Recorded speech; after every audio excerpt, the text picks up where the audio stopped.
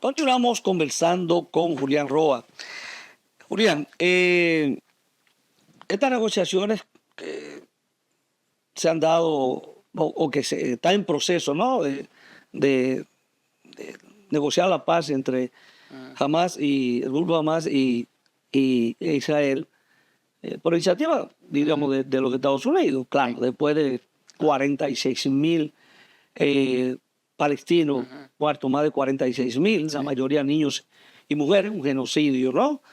Pero parece que y la devastación total, eso hay que hacerlo de nuevo porque no hay forma de reconstruir nada y se necesitará todo el dinero del mundo.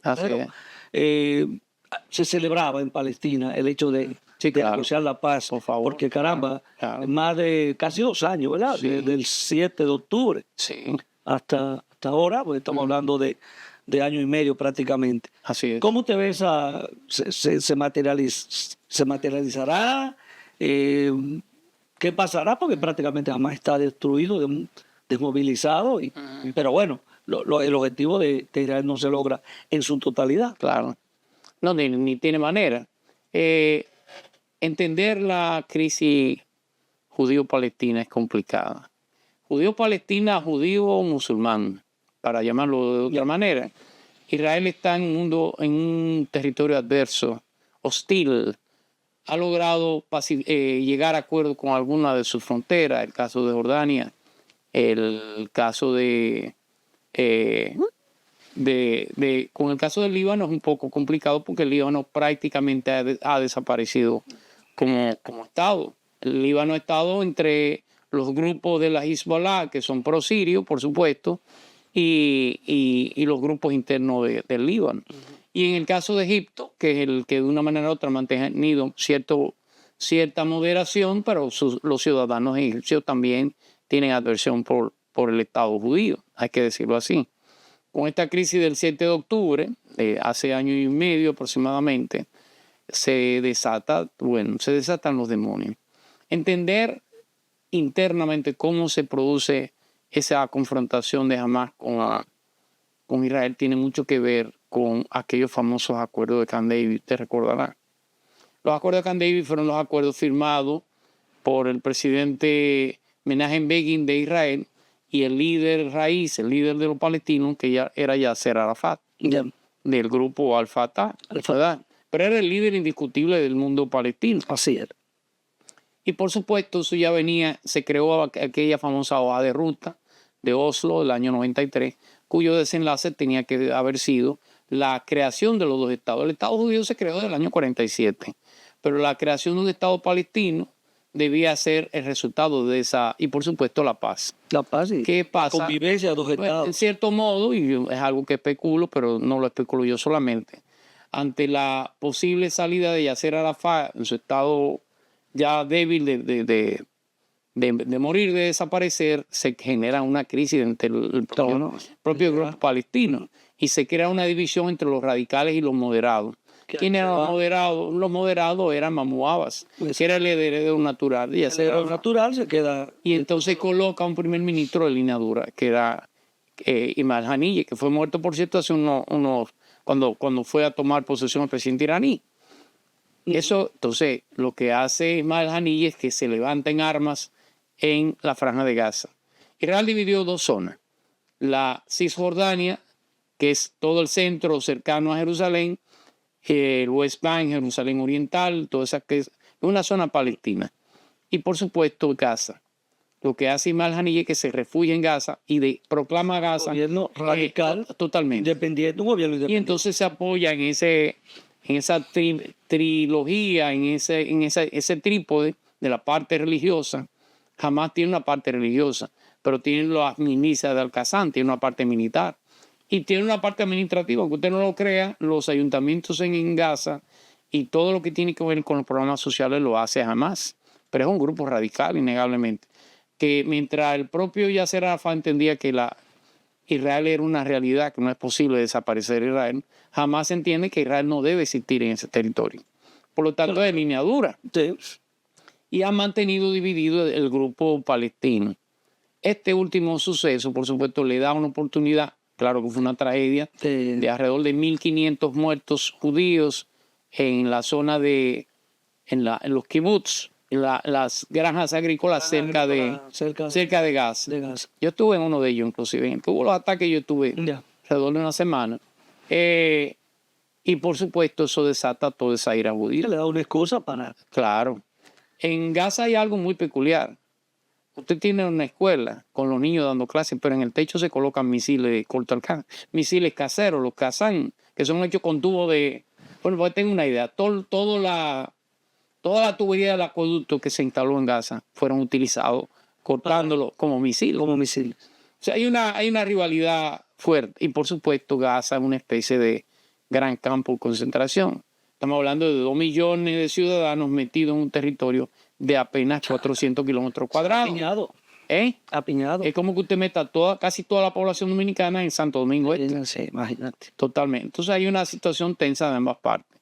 ¿Qué elemento internacional ahí es importante? Bueno, que en ese conflicto judío-palestino los musulmanes se dividen en liderazgo. Arabia Saudita entiende que es pro-sunismo. El sunismo es la costumbre, la sunna, cómo se vestía el Mahón, el profeta, cómo hablaba, a qué hora oraba, todas esas cosas.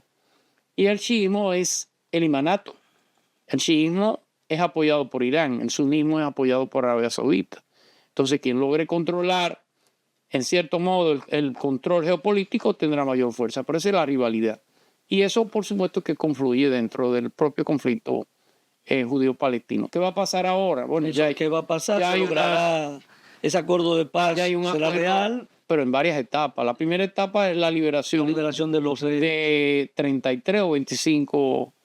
Que hay que entregar a los vivos y los muertos. Los vivos y los muertos. Hay que entregarlos cada vez. Son mujeres, personas de edad y militares en una primera etapa. Los palestinos, los grupos Hamas tienen tiene más de 100 secuestrados todavía. Eran 300 y pico. Muchos han muerto ya. Sí.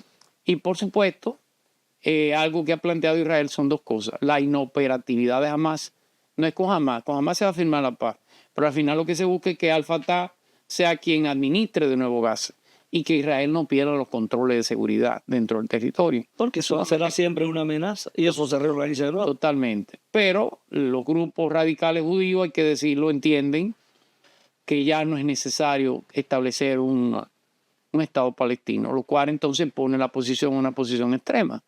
Lleva la negociación a una posición extrema, porque lo que se había aprobado en Oslo en el 93 era la creación del Estado palestino. Ahora no, ahora eso ha cambiado por como Israel ha salido victorioso de este proceso bajo la excusa de Hamas de los muertos y el lado radical, el Likud y parte de los judíos ortodoxos entienden que no. Y eso va a complicar la cosa. Ya.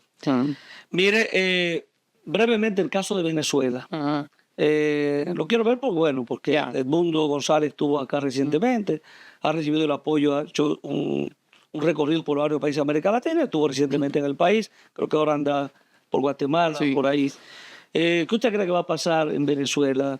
Ya Chávez Maduro juramentado, empezando a hacer reformas constitucionales. Pero aquí no hay ningún problema y una desarticulación de la oposición perdió las elecciones según él porque ganó las elecciones. ¿Qué usted cree que va a pasar? ¿Se mantendrá el gobierno internacionalmente, Edmundo reconocido como presidente electo? ¿Qué va a pasar? ¿Pasará lo que pasó con otros? El caso de Daniel Ortega. No, del presidente electo en Venezuela que fue reconocido por... Juan Guaidó. Juan Guaidó. O sea, ¿pasará lo mismo? ¿O usted cree que puede pasar algo en Venezuela que pueda dar al traste con el gobierno de Chávez? Recuerden que Juan Guaidó es el presidente de la Asamblea Nacional. Entonces, al terminar el periodo de Maduro, lo lógico era, según la Constitución venezolana, quien asume es el presidente de la Asamblea. Por eso Estados Unidos y un grupo de países reconocen a Guaidó. Pero este ha sido electo por voto popular. Si es que ganó las elecciones, lo único que está claro es que en Venezuela hubo un fraude. No sé si ganó uno o el otro, aunque el que ha cobrado, el que cobró el boleto ha sido Maduro. Sobre todo de manera muy, muy torpe y porque no ha dado ningún viso de legalidad de lo que ha hecho. Mostrar que gané. No se mostraron las actas, no se contaron los votos, sino que alguien dijo ganó Maduro. Y el Tribunal Superior dijo ganó Maduro. Ganó Maduro, pero lo juramentamos a Maduro. Ahora, ¿cuál será el futuro? Bueno, Venezuela es un país, va a depender del gobierno de los Estados Unidos y de la crisis mundial. El petróleo está subiendo, te lo mira.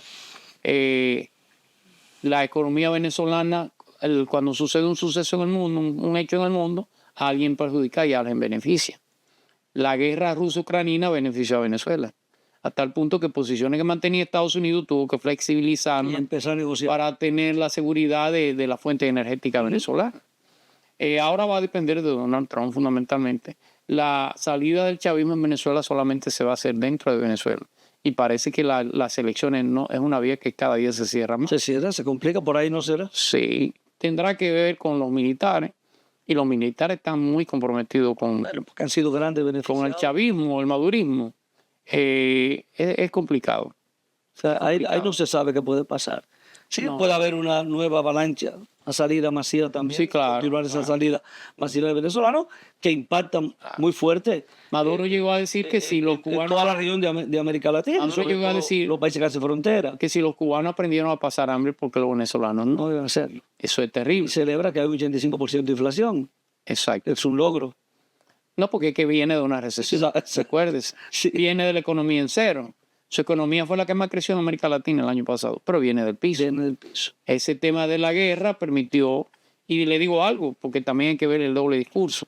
Una de las empresas de exportación venezolana, hacia donde Venezuela exporta, es la Repsol española. Sí. Repsol recibió más petróleo venezolano en los últimos años que lo que ha recibido en los últimos 3 años anteriores, lo cual le dice que el discurso de España o el discurso de Europa es contrario al chavismo, sin embargo, en términos comerciales no. Yeah. Entonces, tiene que ver con la política internacional lo de Venezuela. Cómo se sigue manejando, ¿no? Maduro. Mire, vamos ya al plano local.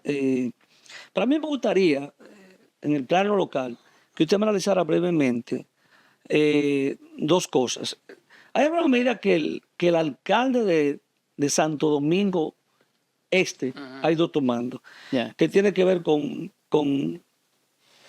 un control, diríamos, de las motocicletas, ¿no? Un registro, Sí. pero un impuesto a la motocicleta que no se sabe si esto va a chocar con impuestos internos, ¿no? Porque es un impuesto, Sí, es como impuesto tener una nacional. placa, un impuesto, una Ya, tasa. ya existe el impuesto a la circulación. Exacto, que ya existe. Claro. Entonces, ¿cómo usted ve? Porque él ha hablado de otras medidas, en una ocasión está hablando del control migratorio en la provincia, con la Junta de Vecinos, que si la gente se muda, que tiene que la Junta de Vecinos decir quién se mudó, que tú, si va a permanecer más de 30 días en la provincia. Entonces, hay una serie de medidas que yo no sé si están amparadas en la ley 176-07. No, claro que no. Porque yo creo que choca con Intran, choca con migración. Totalmente. Y entonces esta medida ahora de los motoristas dirá, bueno, el registro está bien, pero un impuesto. El Porque registro lo manda la ley de movilidad. Pero ¿quién debe hacer el registro? La puede hacer el ayuntamiento, Lo puede hacer, pero no cobrar. pero no cobra. No, porque el cobro a un motor no puede ser por registrarlo, número uno. Eso es algo que es un mandamiento de la ley. Número dos, no puede cobrarse. Si en el peor de los casos, ¿cómo se lo va a cobrar? Hay un solapamiento de los impuestos, Claro. que choca con el impuesto de circulación, que es un impuesto nacional. No tiene sentido. Y el tema migratorio ni hablar. Esa iniciativa usted cree que no va a prosperar, No. Yo le sugeriría al alcalde, parece un poco pintoresco, pero que, muy pintoresco. Yo no sé qué le está asesorando en esas iniciativas. que chequeara a su consultor jurídico. No ¿Qué a sé. ver qué está pasando? Cuando viene a ver el consultor le recomienda bien y él entiende que, no sé, no tiene sentido. Mire, recientemente la ley de residuos sólidos, aprobada en el Senado de la República. La modificación de la ley. Modificación de la ley, perdón. La Sí. modificación de la ley. Aprobada en 2 lecturas consecutivas. De repente hay una serie de cuestionamientos. Los sectores dicen que no lo toman en cuenta. El sector empresarial, varias asociaciones de empresarios se han pronunciado. ¿Qué pudo haber pasado? ¿Dónde que está el problema? Bueno, número uno, una ley ya se lo dijeron los empresarios. No fueron consultados. Ya. Muchos senadores también han dicho que no fueron consultados. se pasó sin mayor prisa. No es mala la ley, no es mala la intención, pero tiene detalles que tienen que discutirse. Tienen algunos puntos que tienen vicio de inconstitucionalidad. Detalles pequeños, pero que pueden revisarse y mejorarse. Yo creo que la Cámara de Diputados ya lo ha planteado el presidente de la Cámara de Diputados. No siempre le cae el problema a la Cámara de Diputados, porque en el Senado no entiendo qué es lo que pasa con el consenso. Que ahí no hay poco consenso. La Cámara de Diputados ya lo han planteado los comerciantes, tendrá que oír a todo el mundo. Y luego hacer la corrección del lugar, claro, que tendrá que volver al Senado de la República. Que, insisto, no es una mala. El espíritu y la intención de la modificación no es mala, pero tiene detalles que tienen que correr. Miren, finalmente el tema de la fuerza del pueblo, la situación de la fuerza del pueblo actual, el tema del Congreso. Usted preside una de las mesas del Congreso, que es la de política municipal. Así es. ¿Cómo avanza todo eso? ¿Usted terminó el trabajo que le corresponde hacer en esa mesa? ¿Cómo avanza el proceso de cara a lo planificado? ¿Cómo está la fuerza del pueblo en este momento? Mire, la fuerza del pueblo es como cuando usted tiene un segundo matrimonio. Perdóneme que le hable en ese término. Cuando usted tiene un segundo matrimonio, los errores del primer matrimonio se corrigen. Se corrigen. En más de un 80%. A veces se profundizan. Bueno, depende de su intención, pero ya no hay novatadas, como se dice. Exacto. Se supone que usted debería una experiencia vivida. Y la fuerza del pueblo ha ido caminando con paso firme hacia la construcción de un partido grande, un partido organizado, un partido con fuerza. La mesa número 20, que es la que yo coordino, vamos al día en los trabajos que se han venido entregando, con las consultas, con las propuestas y todo eso. Esperamos entregar una buena propuesta para... Hay armonía. Sí. El partido está movilizándose. Sí. Me imagino que salido del Congreso saldremos para la calle, eso es importante. Hay que salir a conquistar el voto de la gente. Y más cuando hay mucho cuestionamiento al gobierno en estos momentos. Tenemos el mejor candidato que hay en el país actualmente, que es el presidente Leonel Fernández, innegablemente, que tiene una gran aceptación y que cada día crece más, hay que decirlo. Y el gobierno que va en una situación un poco complicada en los primeros meses. Bueno, este gobierno se parece mucho. Dicen que el mango no cae lejos de la mata, ¿no? Eso dicen los anilés. Este gobierno es casi una fotocopia de los gobiernos del PRD anteriores. Yeah. Con algunos, por supuesto, con algunas diferencias. Pero en lo esencial, sobre todo en la falta de gerencia, revíselo para que se dé cuenta. Sí, que el presidente va a hacer un relanzamiento del gobierno. Bueno, tendrá que hacerlo completo. Completo. No de lo que han renunciado.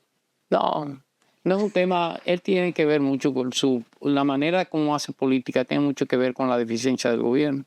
Se mira mucho en el espejo, perdóneme la palabra. ¿Usted sabe qué significa? Se mira mucho en el espejo, a ver cómo se ve. ¿Cómo se ve? Las encuestas y cómo esto, aquello. No, así no se gobierna. Así no se gobierna. Bueno, mire, hemos llegado al final, así que muchísimas gracias. Un privilegio estar aquí. Yo espero que usted venga de nuevo aquí, porque usted tiene mucho que decir y que compartir con nosotros acá. Y es que yo espero que siempre que me invite, que estaré.